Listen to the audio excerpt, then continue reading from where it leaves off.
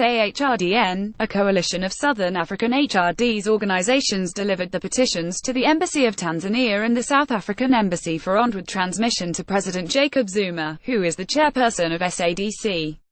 Through the petition, which has been endorsed by more than 100 organizations and individuals, Sahrdn noted with grave concern the deterioration in the human rights situation in the SADC region, and which escalated with the recent arbitrary arrest and detention of 13 people including lawyers and activists, after law enforcement agents raided a meeting they were attending in the capital Dar es Salaam last week.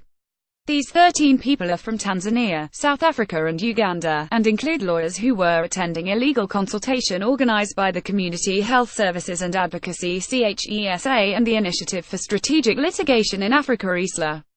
The purpose of the legal consultations were in respect of a case which CHESA and ISLA intend to file before the Tanzanian courts to challenge the Tanzanian government's decision to impose some limitations and discontinue the provision of some health services.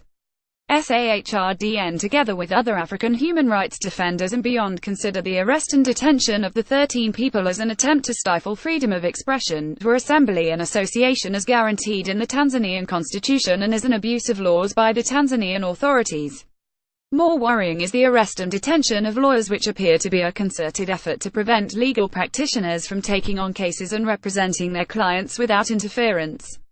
We consider the arrest and detention of the HRDs in Tanzania as judicial harassment through levying of criminal charges, which is clearly aimed at intimidating human rights defenders and diverting attention away from the human rights work.